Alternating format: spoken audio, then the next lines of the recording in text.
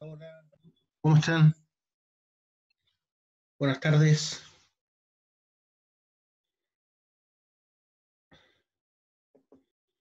Vamos a seguir viendo la materia, ¿ya? Hoy día vamos a empezar con cintas transportadoras.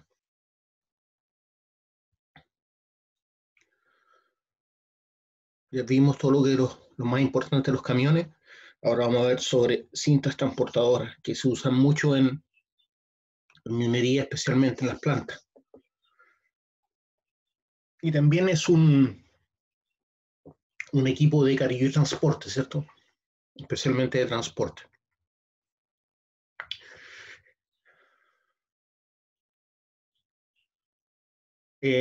No sé si ustedes saben lo que es la noria. La noria, cuando uno tira un balde al fondo de un pozo para sacar agua. Bueno, el hecho de que la noria haya sido utilizada desde la antigüedad priva de alguna forma a la cinta transportadora de una cierta originalidad desde el principio, ya que se podría decir que también es un equipo de transporte continuo. Una de las primeras menciones que aparece en la literatura técnica es la de Oliver Evans de Filadelfia, Estados Unidos, que indica que en 1795, en la guía de Millers, la existencia de una banda continua de cuero acoplada a dos tambores. Entonces se vendría siendo como la primera cinta transportadora que se conoce, digamos, en la era industrial, la de 1795. Fue en 1860 cuando se puso en servicio una de las primeras cintas transportadoras en minería, cuyo diseño fue de Lopatin y que se utilizó en una explotación de aluviones auríferos en Siberia. El sistema incluía las partes esenciales de una cinta transportadora, o sea, una banda sin fin, tambores de accionamiento y reenvío, transmisión, bastidores y rodillos, que son lo básico, ¿cierto?, de una correa transportadora. Voy a mostrar cómo era la cinta transportadora de Lopatin. Estoy hablando del año 1860, ¿cierto?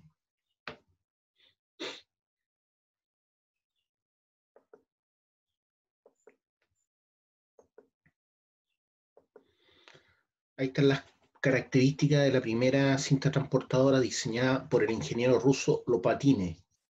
¿Ya? Ahí está. Esto es una vista de perfil de la cinta y esto es una vista de planta de la cinta. ¿Ya? Está sacada de un plano original esta imagen de la cinta transportadora. Entonces, esta se utilizó en la explotación de aluviones auríferos en Siberia.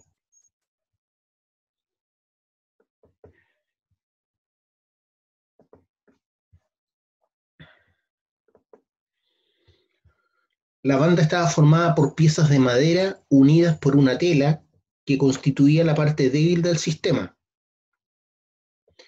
En 1885, Robbins diseñó un alimentador de una machacadora o chancador, ¿cierto?, a partir de una cinta transportadora en artesa de 3 rodillos, concepción que ha sido utilizada hasta nuestros días. Artesa se refiere a la forma, al perfil que tiene como de V, ¿cierto?, para llevar el material, pero realmente es una artesa, ¿ya? Por donde va el material. El mérito de Robbins no se limitó a la invención de la artesa de 3 rodillos, sino que además fue el primero en disponer de un revestimiento de goma sobre la urdimbre de la banda, lo que permitió alcanzar una duración elevada de esta, haciendo posible la utilización del transportador de banda para la manipulación continua de materiales a granel. ¿Ya? En general, las correas transportadoras no son para materiales gruesos con muchos cantos, ¿ya? Para eso hay otros equipos que son parecidos a las orugas que utilizan los grandes equipos mineros como las rotopalas o como las excavadoras de cable. Para materiales más gruesos se utilizan una especie de orugas de bandejas metálicas, ¿ya? Pero que funcionan de una forma parecida a una correa transportadora. Estamos hablando de correas transportadoras de tela, básicamente, que están recubiertas por material de goma o geomembrana. La utilización del motor eléctrico para el accionamiento de la cinta popularizó su empleo en todas aquellas industrias en cuyos procesos se presentaba el problema de la manipulación de materiales a granel, por ejemplo, de granos, explotaciones mineras, instalaciones portuarias, fábrica de cemento, etc. Se produjo así un paulatino aumento de la longitud y caudal transportado, ¿ya? O sea, metros cúbicos por hora o toneladas por hora, gracias a la mejora de la tecnología de la banda de goma con núcleo textil, que es la que actualmente se utiliza. O sea, tienen un núcleo textil de varias capas recubiertas por goma. El periodo de reconstrucción y desarrollo industrial que siguió a la Segunda Guerra Mundial promovió un fuerte desarrollo en el tema de las cintas transportadoras, fundamentalmente en las explotaciones mineras, reemplazando a las instalaciones clásicas de ferrocarril. El factor clave del desarrollo de las cintas transportadoras aconteció al implantarse el sistema de transporte continuo en las explotaciones de lignito pardo, en Alemania. Primero en las máquinas de extracción y vertido, rotopalas, puentes transportadores y apiladores, y después como elemento de transporte a media y larga distancia en sustitución de los vagones de ferrocarril, hecho que sucedió a principios de la década de los 50. ¿Ya? Entonces, el factor clave del desarrollo de las cintas transportadoras ocurrió al implantarse el sistema de transporte continuo en las explotaciones de lignito pardo, o sea, de carbón, en Alemania. Primero en las máquinas de extracción y vertido, como las rotopalas, puentes transportadores y apiladores, y después como elemento de transporte a media y larga distancia en sustitución de los vagones de ferrocarril, hecho que ocurrió a principios de la década de los 50. Los elevados tonelajes de materiales estériles y lignito que precisaban ser transportados a distancias considerables obligaron al empleo de bandas con cables de acero longitudinales, capaces de transportar las tensiones de trabajo necesarias. No sé si se dieron cuenta lo que nombré. Dice, los elevados tonelajes de material de estériles y lignito que precisaban ser transportados a distancias considerables obligaron al empleo de bandas con cables de acero longitudinales, o sea, a lo largo de la correa, en cada orilla, capaces de transportar las tensiones de trabajo necesarias.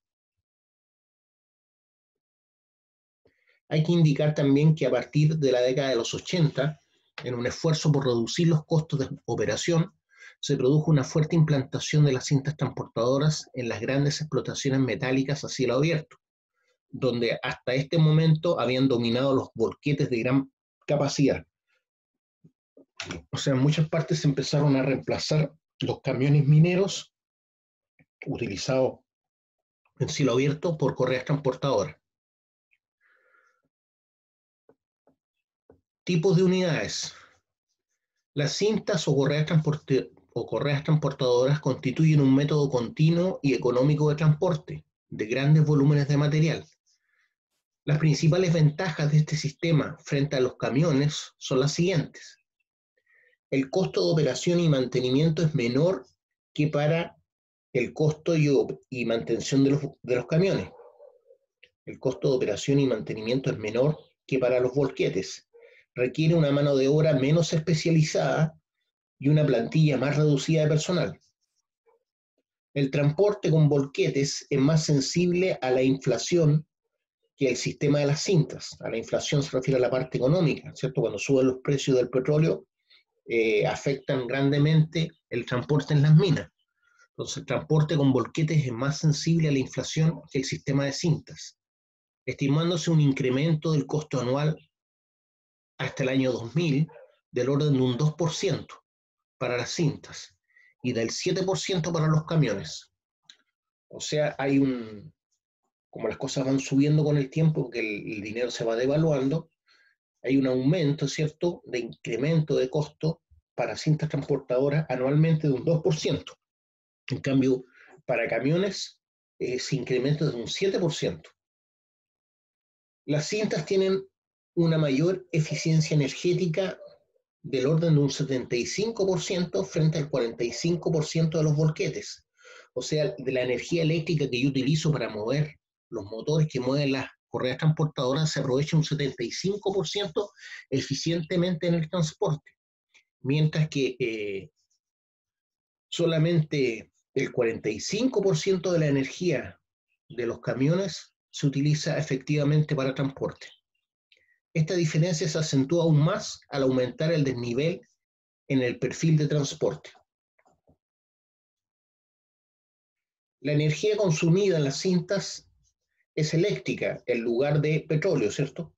La capacidad de transporte es independiente de la distancia y se reducen las longitudes de transporte, ya que frente a una inclinación media remontable del 33% para las cintas, los volquetes presentan un 8% y el ferrocarril un 2%. Voy a repetir ese punto. Se reducen las longitudes de transporte, ya que frente a una inclinación media remontable del 33% para las cintas, los volquetes presentan un 8% máximo de pendiente y el ferrocarril un 2%. Además, al suprimir algunas rampas de transporte, los taludes pueden ser más escarpables, lo que significa una mejora del radio medio en las explotaciones a cielo abierto.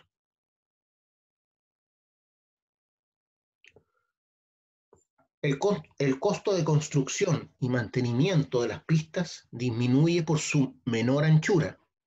El costo de construcción y mantenimiento de las pistas disminuye por su menor ancho, ¿cierto? No es lo mismo el ancho que tiene que tener una pista para una correa transportadora que para un camión fuera de carretera. Longitud e intensidad de circulación. El proceso de extracción se transforma de intermitente a continuo en el interior de una explotación. ¿Ya? Porque con un camión el transporte es intermitente, ¿cierto? Hay un momento en que se tiene que cargar el camión. En cambio, la correa no se detiene. La vida operativa del sistema de cintas es mayor que la de los volquetes. Estas son ventajas respecto a los volquetes. La operación es menos sensible a las inclemencias climatológicas. Obviamente en zonas donde llueve y nieva, por ejemplo en Colón, las correas transportadoras van cubiertas, ¿cierto? Van por un techo cubierto. Las condiciones ambientales son mejores por la menor emisión de ruido y polvo. O sea, para los trabajadores las condiciones ambientales son mejores por la menor emisión de ruidos y polvo. El proceso productivo puede ser racionalizado y automatizado, lo que facilita su supervisión. El sistema es válido desde pequeñas capacidades, o sea, 300 toneladas por hora, por ejemplo, hasta grandes niveles de producción, 23.000 toneladas por hora. ¿Ya? Entonces podemos hablar de correas que tienen poco caudal de transporte, 300 toneladas por hora, hasta gran caudal de 23.000 toneladas por hora. Por el contrario, los principales inconvenientes del sistema, como todo, ¿cierto?, también tiene sus desventajas, exige mayores inversiones iniciales, o sea, el crear todo el conjunto de correas, los caminos y todo esto es muy costoso al principio, exige mayores inversiones iniciales. Poca versatilidad para aumentar o modificar la producción, o sea, una vez que yo coloco una cinta transportadora, sobre todo si es fija, ¿cierto?, es difícil modificar el camino por el cual va a recorrer. Por eso dice poca versatilidad para aumentar o modificar la producción, requiriendo por tanto una cuidadosa planificación. En el caso de varias unidades en serie, se tiene una disponibilidad del conjunto pequeña, por lo que se precisa de una cobertura elevada. Entonces, cuando tengo que poner varias unidades de cintas transportadoras en serie, se tiene una disponibilidad del conjunto pequeña, por lo que se precisa de una cobertura elevada. En lo relativo a los tipos de unidades, Las cintas se pueden clasificar según la movilidad del conjunto en 3 grandes grupos. Número 1, cintas fijas o estacionarias. Este es el grupo más popular y de uso más generalizado dentro de las explotaciones e incluso en las plantas de tratamiento de minerales, parques de homogenización, etc. Número 2, cintas ripiables o semimóviles. Cintas ripables o semimóviles son aquellas que permiten desplazamientos frecuentes mediante equipos auxiliares, de forma que desde cada posición se explota un bloque o módulo de estéril o mineral. Por ejemplo, las que van unidas, por ejemplo, a las rotopalas, ¿cierto? Son aquellas que permiten desplazamientos frecuentes mediante equipos auxiliares, de forma que desde cada posición se explota un bloque o módulo de estéril o mineral. Es un poquito como voy a sonar. ¿Ya? Ya. Entonces estamos hablando de las cintas ripables o semimóviles. Se emplean mucho en minas de lignito pardo y cada vez con mayor frecuencia en explotaciones donde se implanta el sistema de trituración interior y transporte con cinta, o sea, cuando tengo un chancador primario en terreno, a eso se refiere. Se emplean mucho en minas de lignito pardo y cada vez con mayor frecuencia en explotaciones donde se implanta el sistema de trituración interior y transporte con cintas. Estas cintas se estudian en el anexo de este capítulo en particular, si bien la mayoría de los componentes y todos los métodos de cálculo y dimensionamiento son comunes con las cintas convencionales.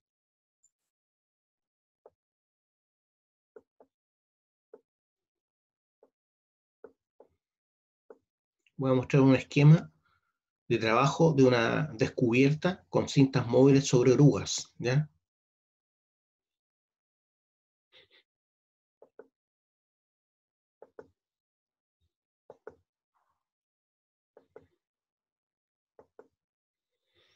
Ahí tengo, ¿cierto?, una dragalina.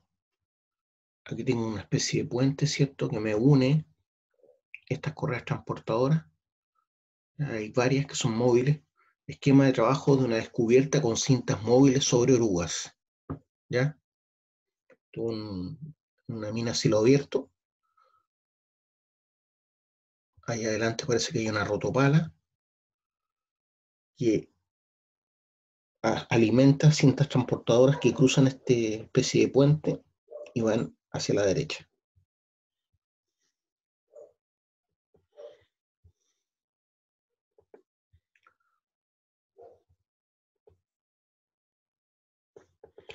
Cintas móviles. Estas cintas disponen de una estructura metálica semirrígida, de módulos con distintas longitudes, generalmente de unos 25 metros cada uno, que van montados sobre transportadores de orugas que aportan al sistema una gran movilidad. El accionamiento del mecanismo de traslación se efectúa desde la cabina de control, situada en uno de los extremos, y la alineación es comúnmente automática, con errores menores a 1 centímetro por cada 10 metros. Estos equipos tienen la ventaja de eliminar los tiempos muertos de los ripados y constituyen un sistema idóneo para el trabajo combinado con unidades de carga continua, o sea, como las rotopalas o los minadores continuos, que no los vimos. Hay muchos equipos de carga y transporte. Características generales y de diseño de las correas transportadoras. La configuración básica de una cinta transportadora puede representarse según el esquema que vamos a ver a continuación. ¿Ya? Vamos a ver un esquema en donde se ven las partes básicas de una correa transportadora.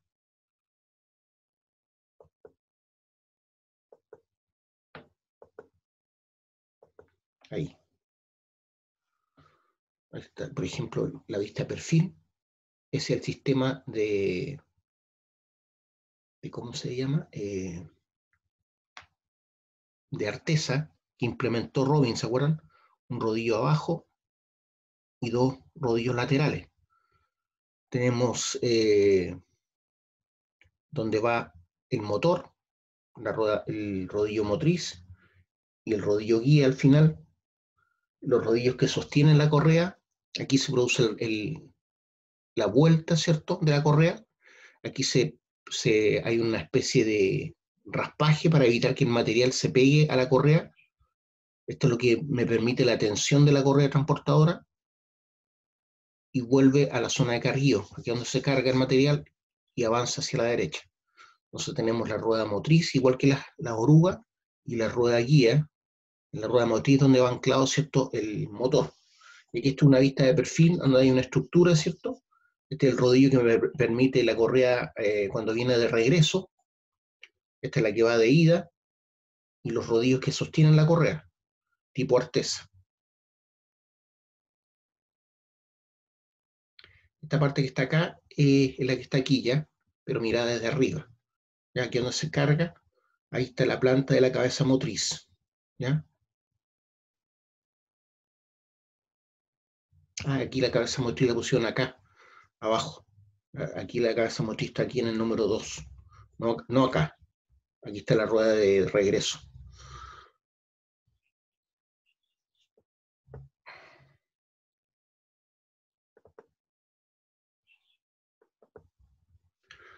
Ya. ¿Cuáles son las partes principales entonces? Los elementos principales de una correa transportadora son, número 1, los bastidores, que es el chasis, ¿cierto? Llevan las estaciones de rodillos superiores e inferiores que soportan la banda. En función del tipo y tamaño de la cinta, esta estructura puede ser rígida o flexible. Eso es lo que corresponde al bastidor.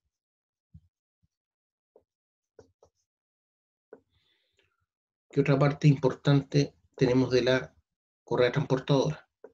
Las estaciones de cabeza y cola. Las estaciones de cabeza y cola, que disponen de los tambores motrices.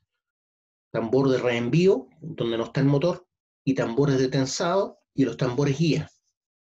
Entonces tenemos las estaciones de cabeza y cola, de la parte donde se carga el material, y la parte final, que disponen de tambores motrices, tambores de reenvío, tambores de tensado y tambores guía.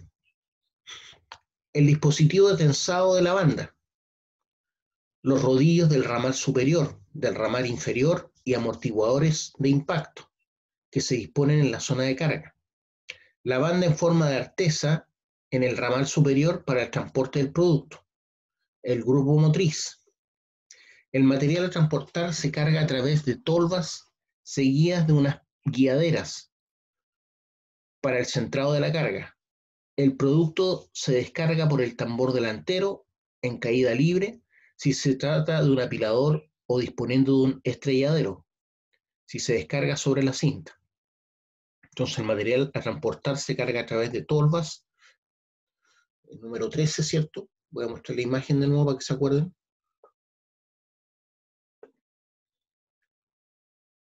Esa es la tolva, ¿cierto?, donde se carga el material.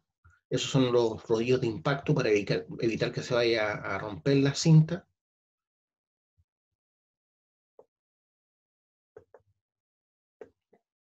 Y tengo las estaciones de cabeza y cola que se disponen en los tambores motrices, que serían el número 2, y tambores de reenvío número 3. Tambor motrices el número 2, entonces, y tambor de reenvío el número 3.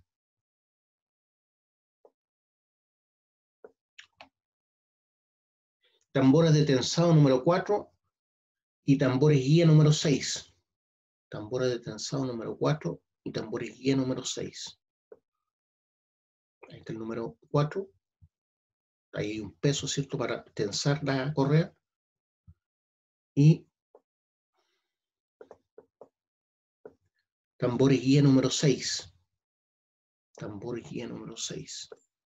Vendría siendo este que está acá. ¿Ya?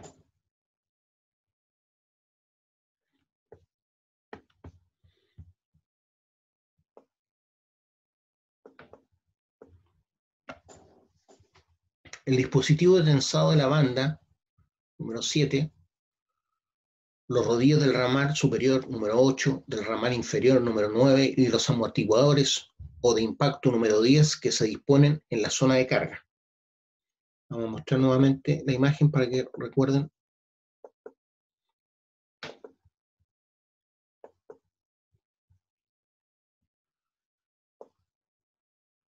Estas son las partes que hemos nombrado. ¿Ya? Este es el rodillo de tensado, rodillo de reenvío, planta de la cabeza motriz. Estos son los rodillos de impacto que absorben el impacto del material cuando se está cargando la correa.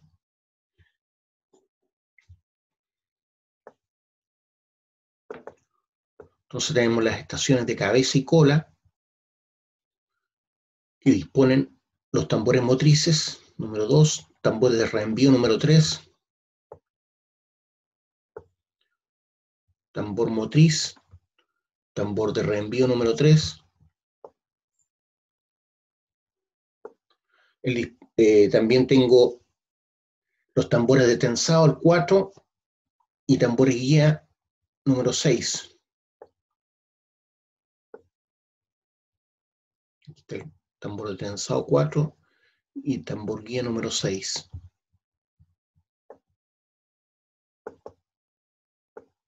El dispositivo de tensado de la banda 7, los rodillos del ramal superior 8, del ramal inferior 9 y amortiguador de impacto 10, que ya se lo había nombrado ya. Estos son los amortiguadores de impacto ahí, que son esos que están ahí. Los de envío, los rodillos de envío. Y el número 9, los rodillos de regreso, ¿cierto? Esas son las partes principales, entonces, de una correa transportadora. Si googlean correa transportadora y partes principales, van a llegar a imágenes como esta, donde va a quedar claro todo lo que estoy explicando.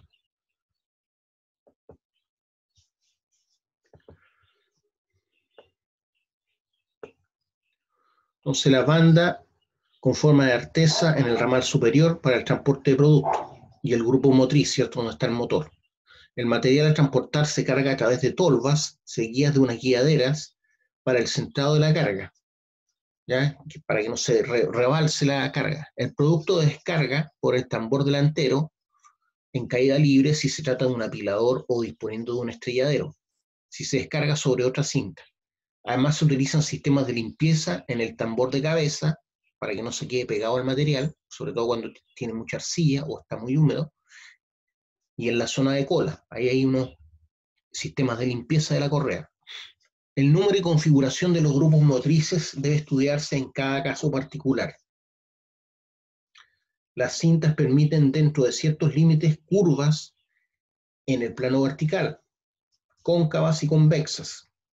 Asimismo, aunque por el momento se encuentra en fase de desarrollo, es posible que su trazado incluya curvas en el plano horizontal.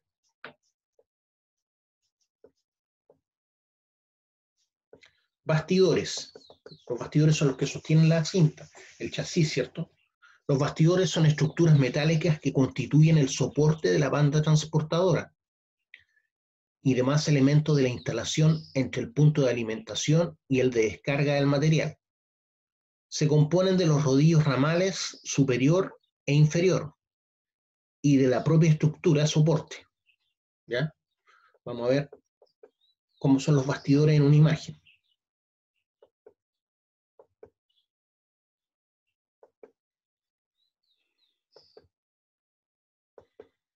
Entonces, estos son los componentes del bastidor desde de un corte, ¿cierto? Un corte en vista de perfil. Ahí están los rodillos tipo artesa, ¿cierto? Sobre esos rodillos va la correa transportadora. Este es el rodillo de reenvío, ¿cierto? Que arrastra la correa por debajo. Estos son los de envío, estos son los de reenvío. ¿Ya? Aquí se pueden ver además las distintas configuraciones de los bastidores para cintas estacionarias. Las distintas configuraciones de los bastidores para cintas estacionarias. Están incluyendo los rodillos acá. Aquí están tipo artesa, ¿ven? Van los rodillos puestos ahí. Estos rodillos se desgastan, hay que cambiarlos. Van con rodamiento. ¿Ya? Ahí tengo otros bastidores. similar al anterior. Diferentes tipos de bastidores de cintas estacionarias. Diferentes tipos de bastidores de cintas estacionarias. Esta, por la estructura que tiene, se entiende que lleva mayor peso que esta que está acá arriba, ¿cierto?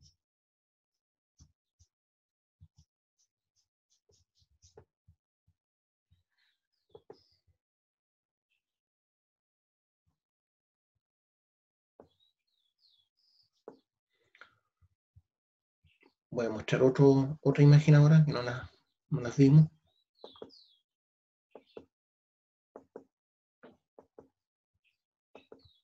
Diferentes tipos de bastidores de cintas estacionarias. Habíamos visto las de arriba. Esta. Ahora estamos viendo estos de aquí abajo.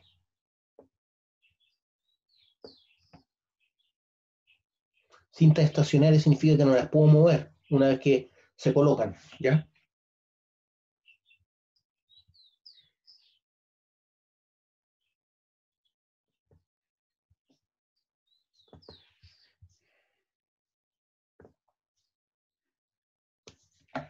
Estaciones superiores. La estación superior de rodillos tiene por objeto soportar el ramal superior de la banda cargada y en forma de artesa, asegurando su desplazamiento en una trayectoria prefijada. Ese es el fin de la estación superior. La estación superior de rodillos tiene por objeto soportar el ramal superior de la banda cargada y en forma de artesa. Los tipos de artesa y sus campos de aplicación pueden verse en una tabla que vamos a ver más adelante. Estaciones inferiores. Las estaciones inferiores de rodillos tienen como misión soportar el retorno de la banda en vacío, cuando la banda ya se descargó. Las estaciones inferiores de rodillos tienen como misión soportar el retorno de la banda en vacío, asegurando el desplazamiento según la trayectoria del trazado. Estas estaciones están formadas por uno o dos rodillos. En cambio, las estaciones superiores tienen tres rodillos, tipo artesa, ¿cierto? El espaciamiento de las estaciones de retorno es de 2,7 a 3 metros. El espaciamiento de las estaciones de retorno es de 2,7 a 3 metros.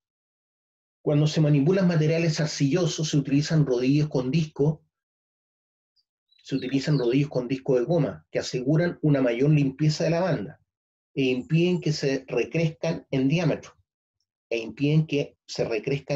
¿Cierto? Por la arcilla pegada, evitando los problemas derivados de ello.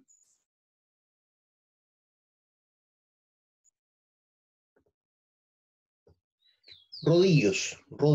En las cintas de gran longitud son una parte muy importante, ¿cierto?, de la instalación, debido al gran número de unidades que se precisan, y por lo tanto el costo de las mismas siendo objeto de control durante la construcción y posteriormente durante el funcionamiento, el tema de los rodillos.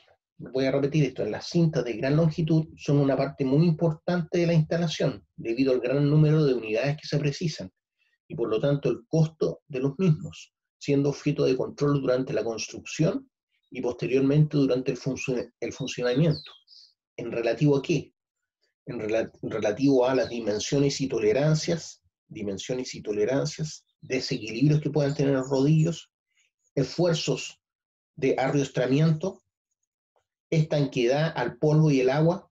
Estos rodillos tienen que ser estancos, ¿cierto? No les tiene que entrar polvo o agua. Robustez y capacidad de carga. Todas estas cosas se tienen que constantemente estar controlando. Más adelante vamos a ver unas tablas donde pueden verse las longitudes y diámetros más habituales de estos rodillos. La separación entre rodillos se establece en función del ancho de la banda y de la densidad del material transportado. Eso también lo vamos a ver en una tabla 4. Además de los rodillos convencionales, existen algunos con diseños especiales.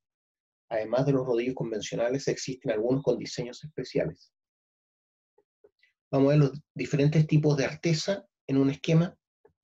Les voy a mostrar ahora, que es lo que soporta la correa misma, ¿cierto? Y soporta el material, por tanto. Estos son los diferentes tipos de artesa que hay. Ya tengo este tipo de artesa, que es para llevar más material, ¿cierto? Seguramente menor densidad, pero se puede llevar mayor cantidad. Entonces tengo rodillo en esta zona, ahí, ahí, ahí y acá. Entonces tengo 1, 2, 3, 4, 5 rodillos. Aquí tengo 3 rodillos, que esta es la típica artesa, ¿cierto? Claro que esta está más, tiene un ángulo mayor que me permite cargar más material, seguramente menos denso. Y esta es la correa típica, ¿cierto? Con ese perfil tipo artesa, con 3 rodillos también, para sujetar la correa. Este es un corte de perfil de la correa, ¿ya? O sea, la correa avanza hacia adentro del computador o hacia afuera. Y esta es la más simple, con 2 rodillos simplemente. Son los diferentes tipos de artesa. Ahora vamos a ver una tabla, ¿cierto? Dice tipos de artesa. En B, cintas de hasta 800 milímetros, o sea, 0,8 metros de ancho, y ángulos de 30 grados. ¿Ya? Estamos hablando de la que tenemos aquí a la derecha. Esta es la tipo B, ¿cierto? Entonces tengo cintas de hasta 800 milímetros o 0,8 metros de ancho y ángulos de hasta 30 grados, ese ángulo que está ahí, ese lambda que está ahí. En 3 secciones, que es la típica de artesa, esta que tengo aquí arriba, sistema más utilizado, los ángulos estándares son de 20 grados, 30, 35, 40 y 45. Este es de 45, ¿ven? Esta lambda que está ahí es de 45. Esta debe ser de unos 30 grados.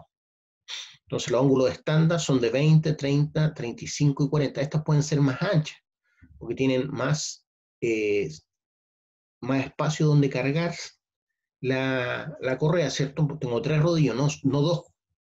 Y en 5 secciones, que sería esta que está acá, se emplea con suspensión de guirnalda en la zona de carga. Se emplea con suspensión de guirnalda en la zona de carga.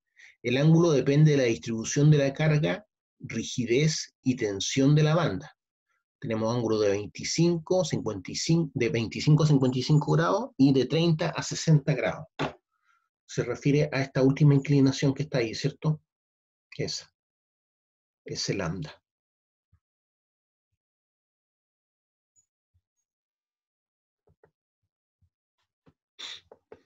Nos estamos viendo correas transportadoras.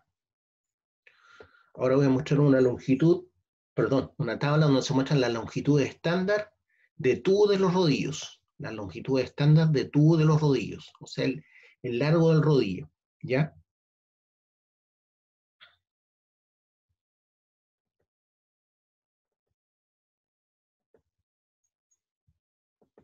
Ahí. Entonces, por acá arriba tengo el ancho de la banda y acá abajo el diseño de la estación o artesa, diseño de la estación o artesa.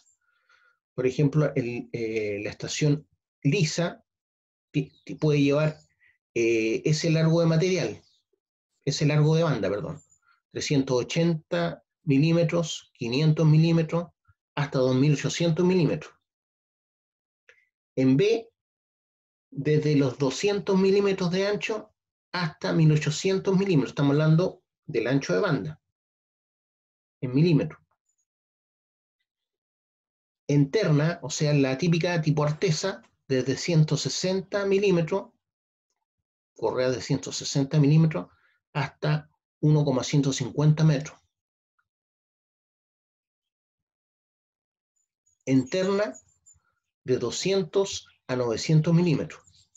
Y en 5 secciones, de 165 a 670 milímetros. ¿Ya? Cada uno de estos es el largo de un rodillo, 300 milímetros, 400 milímetros, 200 milímetros, 250 milímetros, longitud estándar de tubos de los rodillos. En 5 secciones de 165 a 670. Como tengo más secciones, los rodillos tienen que ser más cortos.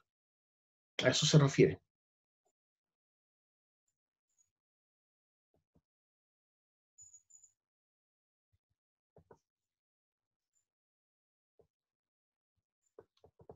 Diámetros estándar de los rodillos. Diámetros estándar de los rodillos.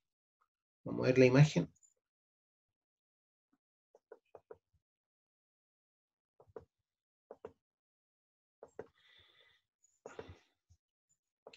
Esta es la tabla 3 que muestra los diámetros estándar de los rodillos. Los rodillos portantes tienen un diámetro de 88,9 milímetros hasta 193,7 milímetros, o sea, casi 20 centímetros de diámetro. Rodillos de impactos tienen un diámetro de 156 milímetros a 290 milímetros, los que soportan la correa en la zona de carguío del material. Rodillos de disco de retorno varían de 120 milímetros de diámetro hasta 290 milímetros de diámetro.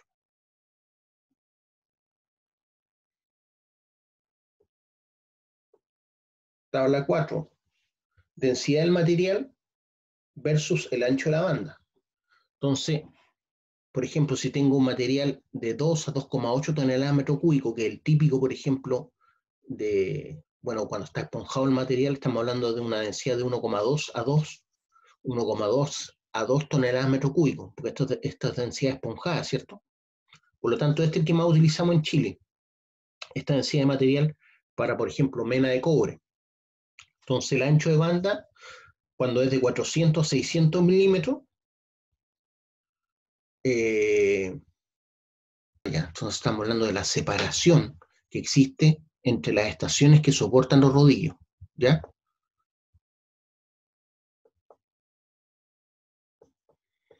Ya, ahora sí. Ya, esto que está acá abajo es la separación entre, estos son los anchos de banda, ¿cierto? De la banda o de la cinta transportadora, y esto es la distancia que tiene que haber entre cada estación donde están los rodillos que soportan la banda. Cuando tengo material de densidad de 1,2 toneladas metro cúbico, tengo que tener esta distancia de separación. Si la densidad es mayor, obviamente la distancia entre estaciones de rodillo es menor, ¿cierto? Si no se tiende a pandear la cinta. Y si es más denso aún el material, la distancia tiene que ser más corta, ¿cierto?, entre estaciones de rodillo. Este es el ancho de la banda y esta es la separación que tiene que haber entre las estaciones, dependiendo de la densidad del material. Si la banda es, por ejemplo, de 1,2 metros a 1,5 metros, la separación con el material menos denso es de 1,2 metros entre estaciones de rodillo. Acá, cuando el material es más pesado, que es el típico material que llevamos nosotros con densidad esponjada de 1,5, 1,4, para mena de cobre, la distancia entre estaciones de rodillos es de 0,9 metros. Y cuando es mucho más denso, ¿cierto?, el material, se mantiene igual 0,9 metros, la distancia entre estaciones de rodillos. Eso es lo que significan estas distancias.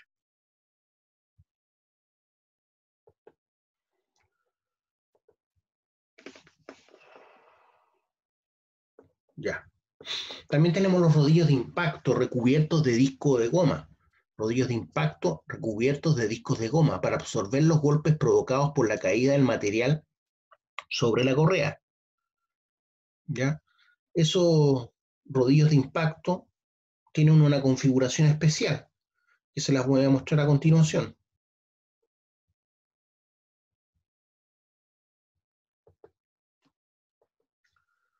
Estos son los que están justo bajo de la zona de carguillo, ¿ya? Donde están más cercanos unos a otros en el esquema que vimos de toda la correa transportadora. Entonces, bajo la tolva de carguillo, aquí va la correa, ¿cierto? Aquí encima están estos rodillos de impacto, recubiertos de discos de goma. Estoy en clase. ¿Qué quieres?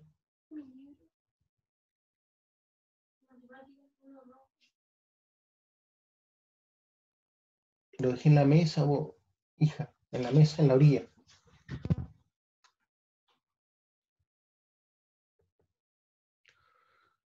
También tenemos los rodillos de retorno con discos de goma, figura 8, se utilizan en las estaciones inferiores. Los rodillos de retorno con discos de goma se utilizan en las estaciones inferiores, ¿ya? Estos son los de retorno, los que traen la correa descargada, los que están abajo de estos que están acá. También tenemos los rodillos de alineación, figura 9, sirve para alinear la banda o cinta dentro de la propia instalación, solamente para alinear la banda. ¿Ya? ¿Qué serían estos? Rodillos de alineación,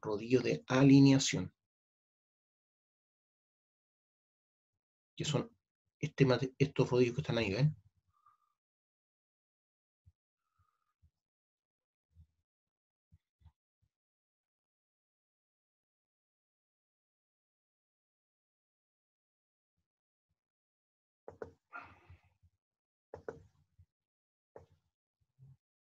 Soporte de los rodillos.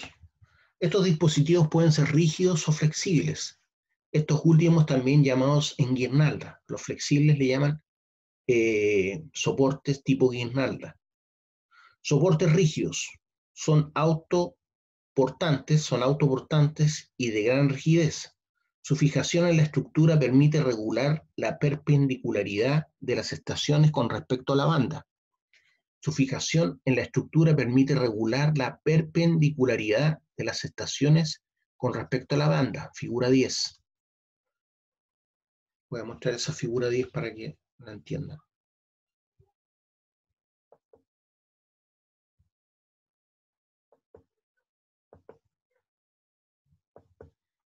Ahí está. Tipo de soportes rígidos. Soportes rígidos.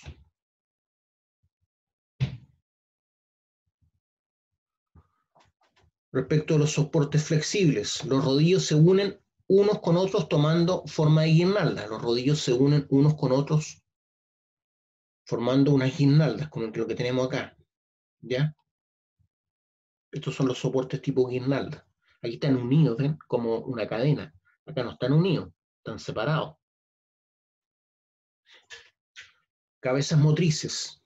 Los elementos constitutivos de una cabeza motriz son los representados en la figura 12. Los elementos constitutivos de la cabeza motriz son representados en la figura 12. Ahí está la figura 12, la de la izquierda, ¿cierto? Y sus partes. Número 1 dice tambor de accionamiento. Número 2, cojinetes, que son los rodamientos, ¿cierto? Los cojinetes son los rodamientos. Número 3, acoplamiento de baja velocidad. Número 4, reductor. Número 5, mecanismo antirretorno. Número 6, acoplamiento de alta velocidad. Número 7, freno. Número 8, acoplamiento hidráulico. Número 9, el motor. Número 9, el motor. Entonces, aquí va la cinta, ¿se dan cuenta? Y este es el eje central de la cinta. Y el número 1 es el tambor de accionamiento con su eje, ¿cierto? Lo que permite que este tambor, ¿cierto?, mueva la cinta. Este es el componente de la cabeza motriz.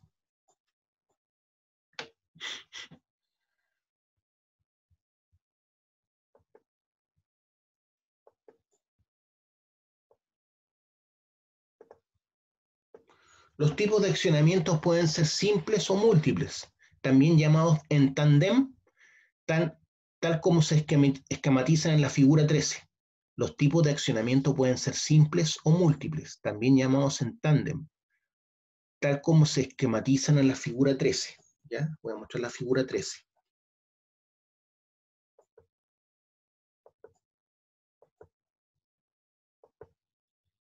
Ahí están los esquemas típicos, ¿cierto?, de los accionamientos múltiples en cabeza. Entonces, esta es una vista de perfil, ¿cierto? Se ve la correa como después de alimentar retorna, ¿cierto?, a través de este tambor motriz.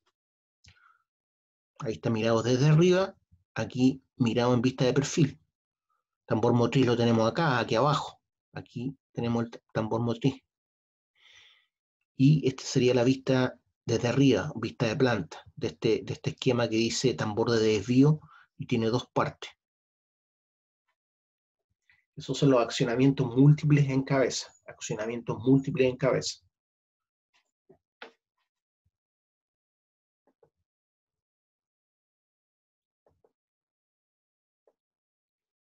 Existen configuraciones con accionamientos en cabeza y cola simultáneamente, pudiendo ser de igual forma también simple o múltiples, como los que acabamos de ver.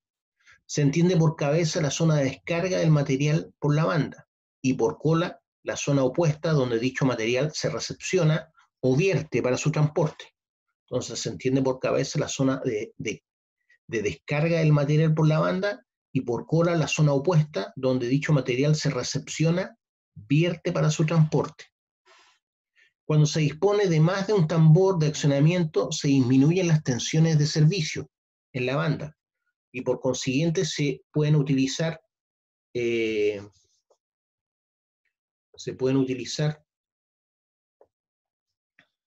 bandas menos resistentes. Repito eso, cuando se dispone de más de un tambor de accionamiento, se disminuyen las tensiones de servicio en la banda y por consiguiente se pueden utilizar bandas menos resistentes, como se demostrará más adelante.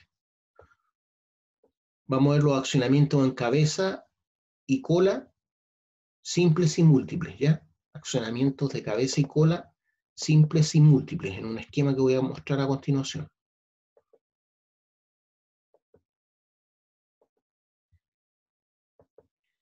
¿Ya? Entonces estos serían los simples y estos serían los múltiples, estos dos de abajo. ¿Ya? Los simples. En N está el accionamiento motriz y los múltiples. Entonces aquí se carga el material, acá se carga el material, ahí se carga el material, ahí se carga el material.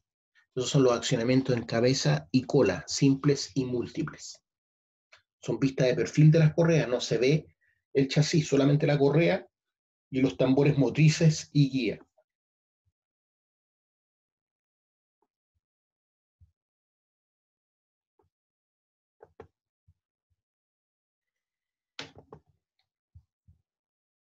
¿Qué podemos decir acerca de los tambores? Tambores. El diámetro mínimo admisible del tambor está relacionado con la necesidad de obtener una vida útil de la banda adecuada, así como de sus propias uniones. Las bandas están unidas, ¿cierto?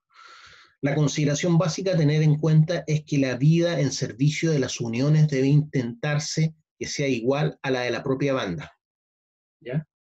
O sea, la unión que se hace para formar una especie de correa continua o oruga en la banda tiene que durar ojalá lo mismo que la misma banda. Voy a repetir esto, el diámetro mínimo admisible del tambor está relacionado con la necesidad de obtener una vida útil de la banda adecuada, así como de sus propias uniones. La consideración básica a tener en cuenta es que la vida en servicio de las uniones debe intentarse que sea igual a la de la propia cinta. En el caso de cintas sometidas a fuertes desgastes con uniones mecánicas rápidas, pueden usarse tambores de accionamiento más pequeños. Existen tres tipos de tambores. Tambores tipo A, que son los tambores motrices en la zona de alta tensión de la banda, con un ángulo abrazado mayor a 30 grados. Estamos hablando de los tambores motrices. Tambor tipo A, tambores motrices en la zona de alta tensión de la banda, con ángulo abrazado mayor de 30 grados. Tambores tipo B, tambores en la zona de baja tensión con ángulo abrazado mayor de 30 grados. Tambores de cola se llaman eso, tambores de cola.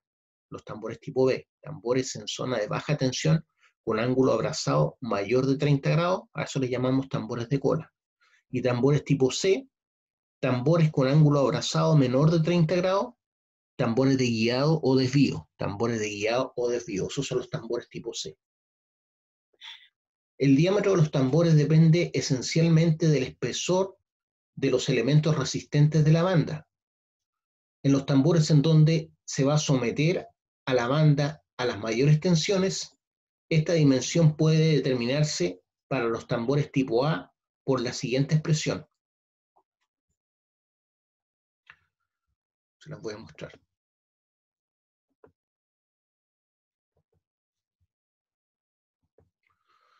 Entonces, el diámetro de los tambores depende esencialmente del espesor de los elementos resistentes de la banda. En los tambores en donde se va a someter a la banda a las mayores tensiones, esta dimensión puede determinarse para los tambores tipo A por la siguiente expresión. El diámetro va a ser mayor o igual a S por C, ¿ya? ¿Qué representan esas letras? S es el espesor de los elementos resistentes de la banda y C el factor multiplicador.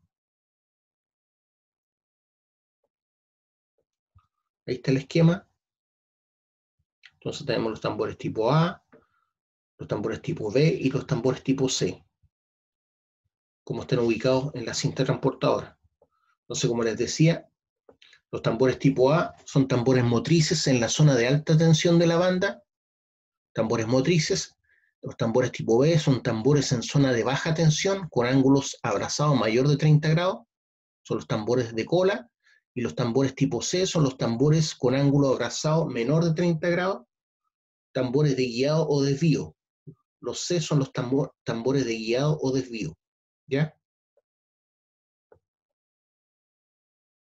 Estos son los tambores de guiado o desvío. Aquí hay otro esquema más abajo, lo mismo, ¿cierto?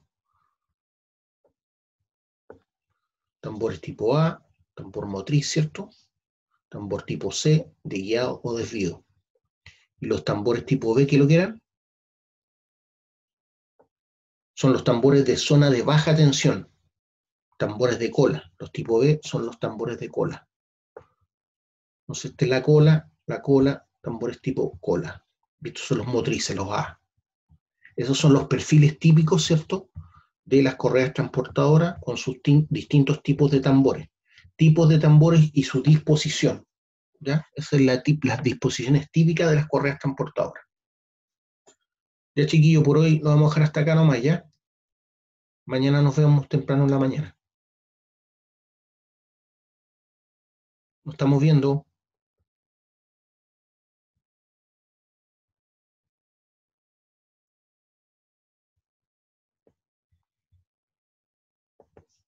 Hasta luego.